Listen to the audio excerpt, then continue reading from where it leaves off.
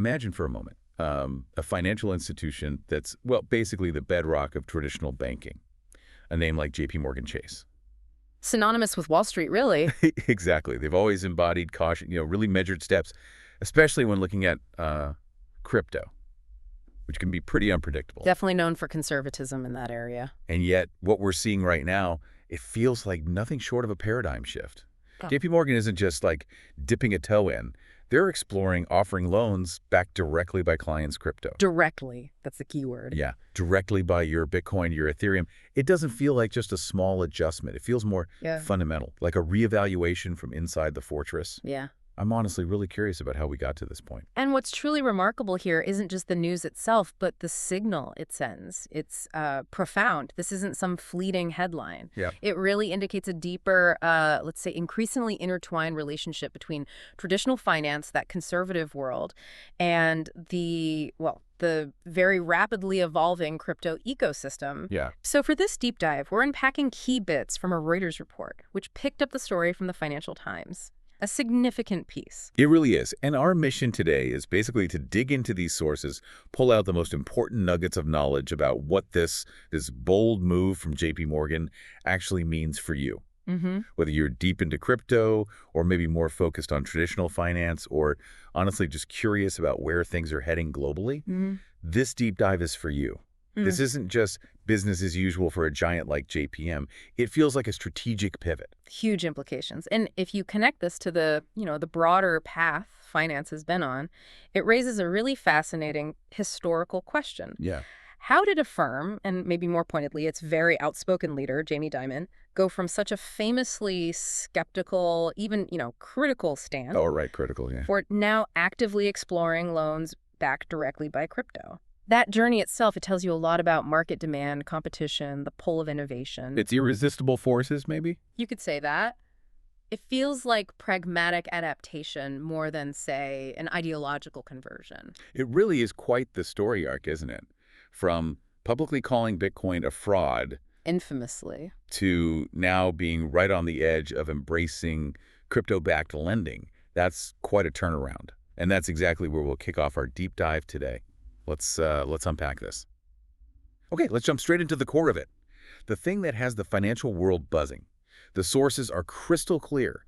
JPMorgan Chase isn't just thinking about it. They're actively exploring concrete plans for loans. And not just any loans. Right. These are specifically designed to be secured directly by clients' actual crypto assets. The report names too. Bitcoin and Ether, the big two. Yeah, Bitcoin, the undisputed king, and ETH from the Ethereum blockchain. And that word direct is absolutely critical here. It's what really separates this initiative from previous steps they've taken, which were more tangential. Explain that a bit more. What does direct really mean in this context? It means JP Morgan would literally take the Bitcoin or Ether from a client, hold it themselves as collateral, and then issue a loan against that specific digital asset. It's not like lending against a crypto ETF, which is kind of a wrapper around the asset. Right, like the BlackRock one they already allow borrowing against. Exactly, or a derivative that just gives you price exposure. This implies a huge operational and technological commitment. How so? Well, think about it. For a bank like JP Morgan, this means building or buying really robust infrastructure for crypto custody. That's complex stuff. Like managing the keys? Managing private keys securely, yes. Deciding between cold storage offline, super secure, and hot wallets online, easier access, but riskier. Implementing serious security audits, they'd essentially be treating these tokens like, gold bars or blue chip stocks held as collateral. Wow. That's a profound leap. That is a crucial distinction. So it's a real deep dive into the asset itself. They're looking at Bitcoin and Ethereum, the actual coins, as the concrete things backing these loans. Precise. It kind of grounds this sometimes abstract idea of crypto in a very real, tangible financial product. It does. It transforms them from just, say, speculative things into functional collateral within the traditional system. It doesn't just legitimize them. It gives them a practical use case that, frankly, few other institutional moves have really matched. And the sources give us a timeline, too. Quite an ambitious one. Yeah, what did they say? These crypto-backed loans could apparently launch as early as next year. So given we're talking mid-2025 now, that means potentially 2026. That's really soon. It's not some distant future thing. It feels imminent. And the information, as Reuters reported it, comes from the Financial Times, citing people familiar with the matter. Which is standard language, but usually reliable in those circles. Generally, yes. It's not just some random blog post speculating. These are reputable outlets, attributing it to insiders with direct knowledge of the bank's strategic talks. As early as next year really does underline the sort of the immediacy, the urgency here. It suggests they're not just brainstorming. Oh, definitely not. They've likely done extensive internal planning, risk assessment, tech development already. You don't get to next year without that groundwork. Exactly.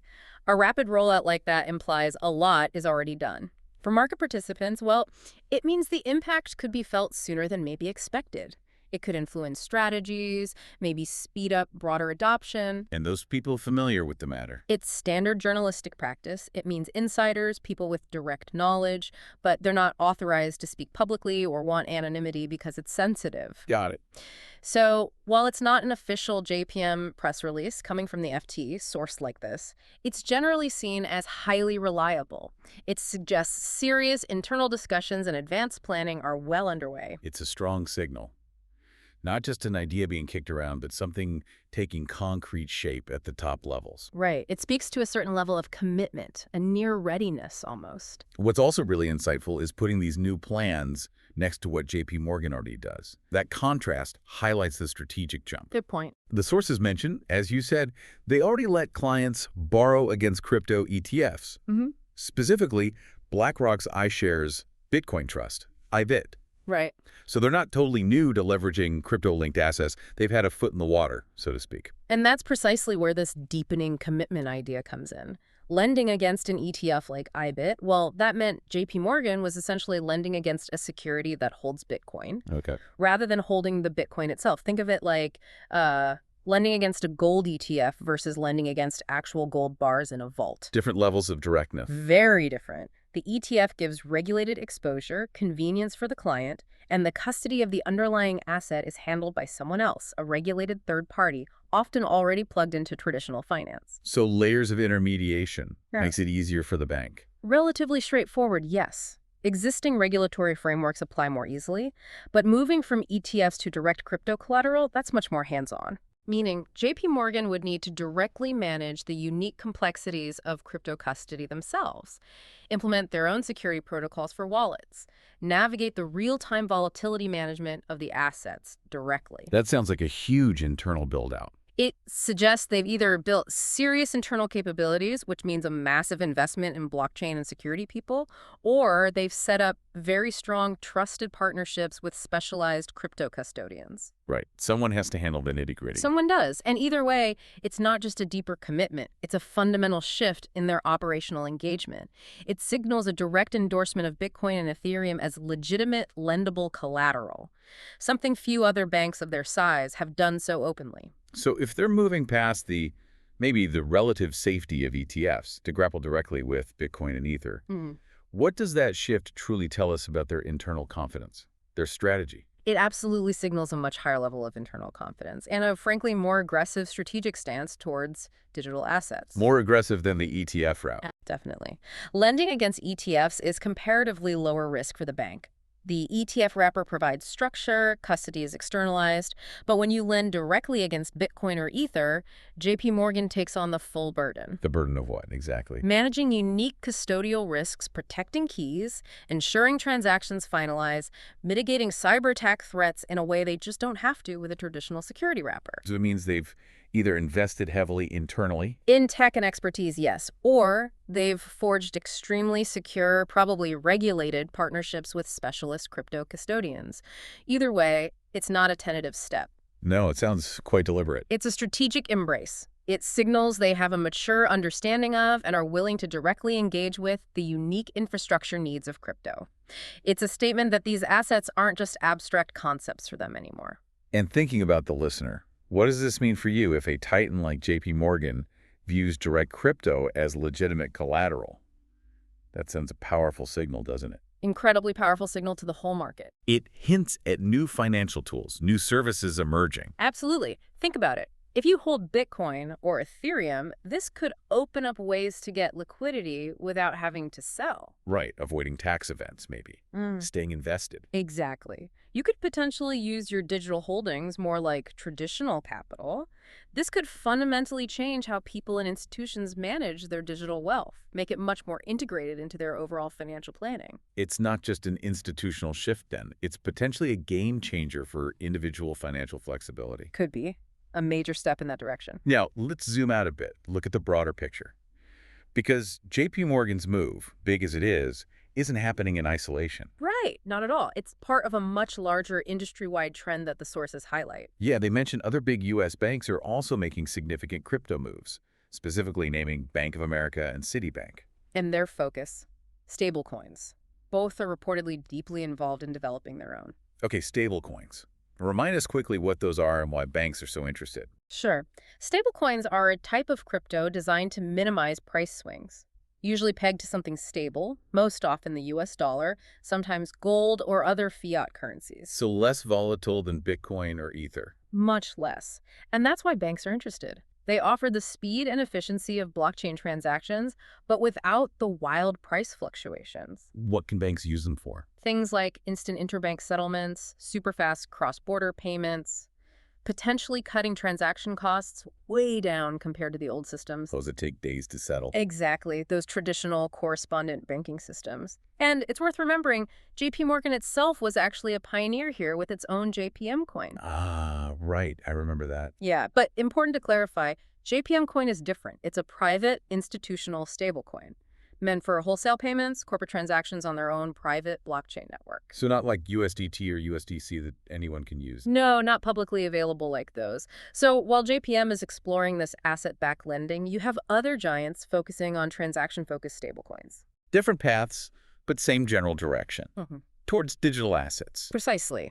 These simultaneous efforts across different banks signal this collective recognition that distributed ledger technology, DLT, the underlying tech, like blockchain, and digital assets aren't just a fringe thing anymore. They're fundamentally changing how value can be moved, stored, managed across the whole financial system. So how do these simultaneous efforts, focusing on different crypto aspects but all moving forward, signal a collective industry shift? It feels like they've all decided ignoring this isn't an option. You've hit it exactly.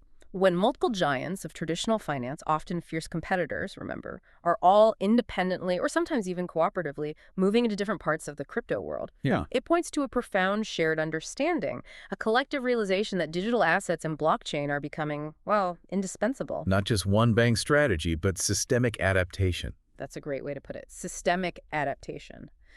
This collective movement shows they're not just reacting, they're actively shaping the future of finance, laying down infrastructure for a more digitized, efficient, interconnected system. It's a powerful sign that crypto isn't just for early adopters or traders anymore. It's firmly, irrevocably on the strategic roadmap for mainstream finance. The smart money isn't ignoring it, it's building with it. And here's where it gets really interesting. Alongside these industry trends, the regulatory environment seems to be shifting too, in Washington. A huge catalyst, potentially. The sources mentioned JP Morgan's move comes amid a broader push for more crypto-friendly regulation in Washington. Yeah. And the report specifically notes a bullish crypto regulatory environment under the Trump administration. Right. And regulatory clarity is just paramount for big global banks like JP Morgan. Why is it so critical? Historically, the ambiguity, the patchwork of rules, sometimes even contradictory ones, has been a massive barrier. Banks couldn't easily jump into crypto. Too much uncertainty. Exactly. Uncertainty around basic things like asset classification. Is Bitcoin a commodity, a security, currency? Plus, strict anti-money laundering rules, KYC requirements, consumer protection. It kept many cautious players out. So a bullish or crypto-friendly environment changes that. It would signify clearer rules, maybe streamlined licensing for crypto operations, perhaps better tax treatment, or even laws that firmly establish crypto's legal standing as a legitimate asset class. Which lowers the risk for banks. Dramatically lowers the legal, compliance, and operational risks. It makes it much more attractive, more feasible for cautious institutions like JPM to innovate and expand here. It creates a more predictable landscape for them to work in. Okay. And we should definitely stress here, the source just states this as a reported condition, right? We're just relaying the info as presented in the material, describing a specific regulatory environment. Absolutely. We're not endorsing any political view, just understanding the context that might enable these big moves. Precisely. Our role is just to report impartially on the content, which frames this evolving regulatory landscape as a key enabler for these strategic shifts. It's a reported factor, a piece of the puzzle, helping explain why these traditionally conservative players are making bold moves now. Without that context, the JPM shift would seem maybe a bit out of the blue. That's less comprehensible, yes. So if we connect all these dots, the bigger picture, it's clear this isn't just JP Morgan acting alone. Not all. It feels like a sophisticated response to, but also maybe a driver of, a much larger ecosystem shift. Yeah. You got this like perfect storm brewing. Confluence of factors, yeah. Other big banks building digital asset capabilities. A reported shift towards friendlier regulation in a key market like the U.S., and just undeniable growing demand from clients for crypto services. All these things create this fertile ground, this tipping point maybe, for JP Morgan's expansion into direct crypto lending. It points to a systemic evolution, not just one company's decision. Shows how intertwined these forces are. And what's really insightful is it's not just reactive. By taking such a big step, JP Morgan itself becomes a driver of more change. How so? Well, when a player that big, that influential, steps in so decisively, it lends huge credibility to the whole digital asset space. Right. Others might follow. It could embolden other cautious institutions, accelerate their own crypto plans. Plus, it highlights the urgent need for clear regulations globally, because market activity often pushes policy forward. Creates a feedback loop. A powerful positive feedback loop, potentially. Market activity and regulatory evolution pushing each other, speeding up the integration of digital assets into mainstream finance. This is where theory meets reality, shaping finance in real time. Now let's pivot. Let's talk about probably the most intriguing figure in this whole story. Jamie Dimon, CEO of JPMorgan Chase. A formidable figure indeed. His personal and professional journey with Bitcoin and crypto, it's been a real metamorphosis. Understanding his evolution seems critical to grasping this current shift. Yeah. Our sources make a point of reminding us. Jamie Dimon infamously labeled Bitcoin a fraud 8 years ago. That puts his comments around 2017, right? A big year for Bitcoin's early surge. Fraud is an exceptionally strong word. Definitive. Condemnatory even. Especially from the head of one of the world's biggest banks. It wasn't just a casual remark. No. At the time, Dimon's comments were widely seen as the voice of the traditional finance establishment's deep skepticism. Maybe even hostility towards Bitcoin and crypto. Didn't he also threaten to fire traders? Reportedly, yes. Threatened to fire any JP Morgan trader caught dealing in Bitcoin, which showed a very strict, almost uncompromising anti-crypto stance inside the firm then. So that past declaration, it's not just history. It was a defining moment for their initial, very negative position. Cemented it, really. The contrast with today could hardly be starker. So what does this mean for us watching? Going from calling Bitcoin a fraud, threatening firings, to now overseeing potential loans backed by Bitcoin and Ethereum. That's not just a subtle shift, that's a full 180. It really is. It says so much about how fast perspectives can be forced to change by tech, by market evolution, by client demand. Relentless forces. It's truly a remarkable, very public journey for someone like him. It is a striking pivot. But it's also important to see the nuance in his more recent statements, which the sources also mentioned. What did he say recently?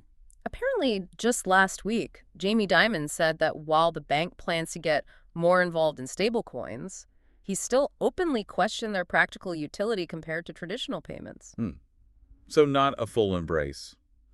Still skeptical? It doesn't sound like a full-throated endorsement of all things crypto, not a complete ideological conversion. It seems more like a pragmatic, maybe slightly guarded acceptance of specific digital assets, stablecoins in this case, where he sees a potential business use for JP Morgan, even if he still questions it a bit. Driven by market forces. Maybe, not sudden belief. That's how it appears. Strategic embrace over ideological shift. That raises a really interesting question, doesn't it? Can these huge institutions and their leaders truly embrace tech? They might still privately doubt just because the market demands it. A fascinating dynamic. It suggests that hard-nosed business strategy, competitive pressure, can sometimes just override personal skepticism. It's about adapting to market realities, even if you're not totally sold on the tech compared to what you already know. It's pragmatism winning out. a compelling example. So is that what's happening here? It looks like a classic tension.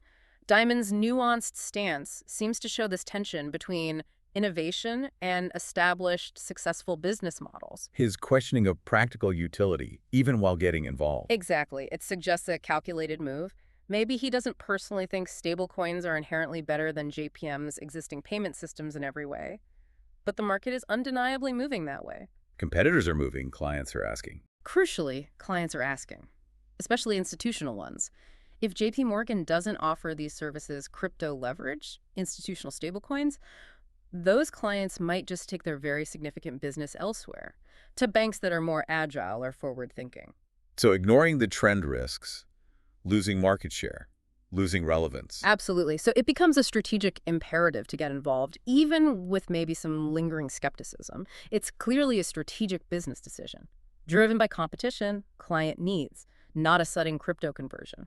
And it all leads to the report directly saying this expansion into crypto-backed lending is marking a shift under CEO Jamie Dimon's leadership. Attributed right to the top. This isn't some quiet side project. This big strategic pivot comes from the CEO himself. That adds enormous weight. The implications are immense when a CEO that prominent, that influential, changes their public stance and strategy so dramatically. What kind of signal does that send? An unequivocal one. To the whole financial world. It says crypto isn't just niche or speculative anymore. It's a legitimate, evolving part of the global financial system that even the most established institutions must engage with. That message goes out to other banks, investors, regulators. Everyone. It could accelerate adoption and integration across the industry. When the captain of a ship as big as JPMorgan changes course that sharply, everyone else watches and often adjusts their own course.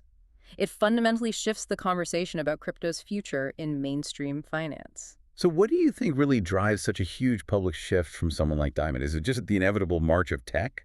Or is there a deeper calculation involved, risk versus opportunity? It's almost certainly a mix of powerful factors. Tech progress and the efficiency of DLT, sure, that's foundational. But for a CEO like Dimon, primary drivers are often competitive necessity and client demand. His most valuable clients are asking for this stuff. Yeah. Increasingly, yes. Institutional investors, big corporations, high net worth clients, they want sophisticated ways to get exposure to and manage their digital assets. If JPM doesn't offer it, They go elsewhere. they take their business elsewhere. Plus, that regulatory clarity we talked about, even if it's still evolving, provides safer ground for entry, mitigates some of the old compliance worries. So even if he still has personal doubts, The overwhelming strategic need to serve clients, stay competitive, and navigate a clearer regulatory path would logically force such a big shift. It shows a remarkable capacity for pragmatic adaptation, prioritizing long-term strategy over perhaps ingrained beliefs. so looking ahead then, what are the wider implications? What does the road look like if JPMorgan actually starts offering these loans backed by Bitcoin and Ethereum? What does that do to the role of those specific cryptos in traditional finance? Well, this new product could have several really significant impacts. First, it could seriously increase demand for Bitcoin and Ethereum, not just as speculative plays, but as functional, legitimate collateral within established financial systems. Because they now have a new use case. Exactly. If institutions and wealthy individuals can use their crypto to get traditional fiat loans, that provides entirely new utility. It effectively unlocks liquidity from holdings you might not want to sell. Makes the assets work harder for you. Right. Second, it deeply integrates them into the mainstream financial system, further legitimizes them as acceptable assets for banks. This could set a powerful precedent for other financial products built around crypto, moving beyond just trading into more sophisticated financial engineering. So it transforms Bitcoin and Ethereum from just speculative things into What? Real assets supporting credit. Bona fide asset classes capable of backing loans, much like real estate or stocks. It's a fundamental reclassification in practice, even if not yet fully reflected in all regulations. That's really compelling. So for you, the listener, if you hold these assets, what new financial opportunities might genuinely open up? It's not just buy, hold, sell anymore. It sounds like more agility. Exactly. For you holding these digital assets, this could open up new ways to leverage that crypto without actually selling it. Which, as we said, avoids capital gains, lets you keep your position. Right. You could potentially use your Bitcoin or Ethereum as collateral for a traditional loan, maybe for a house down payment, funding a business, education costs, whatever. Tapping into the value without letting go of the asset. Precisely. Allows you to access the value while retaining ownership, potentially benefiting from future price increases.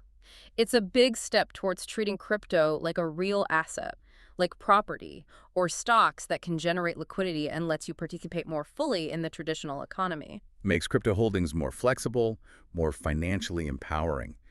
For individuals, too, not just institutions. It bridges a critical gap between digital and traditional wealth management. This really makes you wonder, though, doesn't it? Where does traditional finance end and digital finance begin now? This move by JPMorgan, deepening their commitment so fundamentally, it feels like it's irrevocably blurring those lines. The lines are blurring incredibly fast, almost breathtakingly so. So how do these new offerings reshape banking and investment as we've known it? Well, what we're seeing isn't necessarily traditional finance completely going crypto or abandoning its core. It's more like a strategic incorporation. Taking the useful bits. Taking the utility, the efficiency, the innovation of digital assets and blockchain, and integrating them into their existing, very robust, regulated frameworks. Creating hybrid products. Exactly. Hybrid products combining the security and trust of traditional finance with the innovation and speed of digital assets. It means traditional investment portfolios might soon routinely include ways to leverage crypto that were unthinkable for mainstream investors just a few years ago. Expands the toolbox for investors. Hugely expands the universe of tools available, opens up new arbitrage chances, new liquidity management techniques, entirely new risk profiles to think about. It's a powerful move towards a much more interconnected financial ecosystem where value flows more easily between digital and traditional rails. And looking beyond just this immediate news, what other possibilities or maybe unanswered questions come up? What else might banks consider if these crypto-backed loans work out well? Oh, this is likely just the beginning. If these direct loans prove successful, good demand, healthy repayment, smooth regulatory sailing, it could absolutely pave the way for much more complex crypto financial products from traditional banks. Think about bespoke crypto derivatives for hedging volatility more precisely.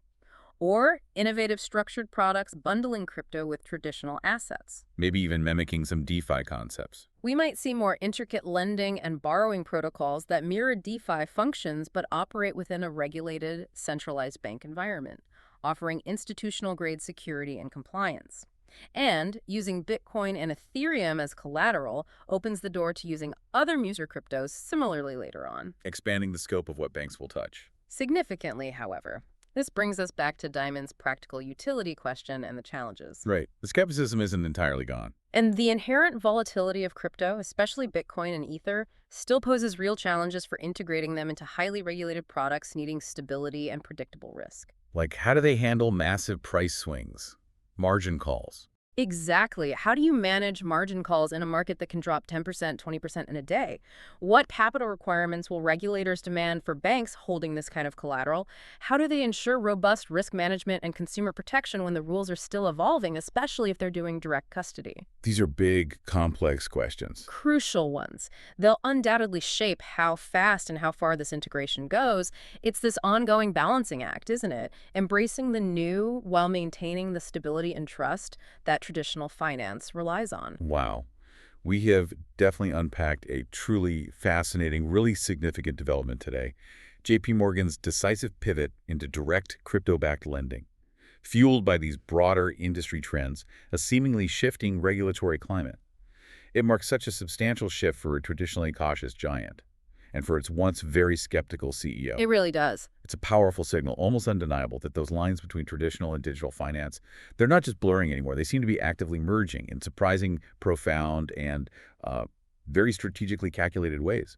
And this deep dive really raises a key question for you, our listener, to think about as you navigate this rapidly changing financial world. Yeah. As these titans of traditional finance, like JPMorgan, engage more fundamentally with digital assets, does this signal the ultimate legitimization, the mainstreaming of crypto, where it finally takes its place as a core accepted asset class? Or does it maybe hint at a future where traditional institutions simply absorb and reshape digital assets to fit their existing ways of doing things, perhaps even taming them, domesticating them, rather than being fundamentally transformed by them?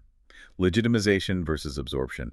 That is something profound to mull over as you explore this fascinating intersection of finance and technology. Thanks so much for joining us for this deep dive.